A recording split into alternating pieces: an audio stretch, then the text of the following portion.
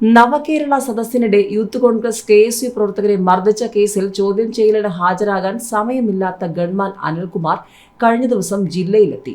കേസിന്റെ ഭാഗമായല്ല, മുഖ്യമന്ത്രിയുടെ സുരക്ഷാ ജോലിക്കായാണ് എത്തിയത്. രാവിലെ വാർത്താ സമ്മേളനം നടത്തിയ ഹോട്ടലിലും തുടർന്ന് തെരഞ്ഞെടുപ്പ് പ്രചാരണ യോഗങ്ങളിലുമെല്ലാം അനിൽ ഉണ്ടായിരുന്നു. നിലവിൽ ജില്ലാ ക്രൈംബ്രാഞ്ചാണ് കേസ് അന്വേഷിക്കുന്നത്. മുഖ്യമന്ത്രിയുടെ ഗൺമാനായ അനിൽ ജോലി തിരക്കെന്ന് പറഞ്ഞ് 4 മാസമായി ചോദ്യം ചെയ്യലിൽ നിന്നും മാറി നിൽക്കുകയാണ്.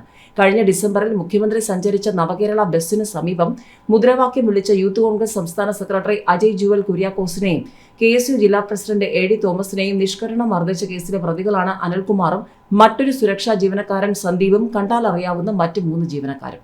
ആലപ്പുഴ ജനറൽ ആശുപത്രി ജംഗ്ഷനിൽ പ്രതിഷേധിച്ചവരെ പോലീസ് കസ്റ്റഡിയിലെടുത്ത് മാറ്റിയ ശേഷമാണ് ഇവർ അകമ്പടി വാഹനത്തിൽ നിന്നും ചാടിയിറങ്ങി വടികൊണ്ട് തലയ്ക്കും മറ്റും അടിച്ചത്. മർദ്ദനമേറ്റവരുടെ പരാതി അവഗണിച്ച പോലീസ് കോടതി നിർദ്ദേശപ്രകാരം പിന്നീട് കേസെടുത്തെങ്കിലും പ്രതികളുടെ നിസ്സഹകരണം മൂലം തുടർ നടപടി ഉണ്ടായില്ല. ചോദ്യം ചെയ്യലിന് ഹാജരാകാൻ പലതവണ നോട്ടീസ് പോയെങ്കിലും കൈപ്പറ്റിയില്ല. നേരിട്ട് പോയി കൊടുത്തപ്പോൾ തിരക്കാണെന്ന് മറുപടി നൽകി. ക്ഷമകെട്ട് അജയ് തോമസ് മുഖ്യമന്ത്രിക്ക് നൽകിയ പരാതിയിലാണ് അന്വേഷണം ജില്ലാ ക്രൈംബ്രാഞ്ചിന് കൈമാറിയത്. പക്ഷേ ഇപ്പോഴും ചോദ്യം ചെയ്യൽ നടന്നിട്ടില്ല.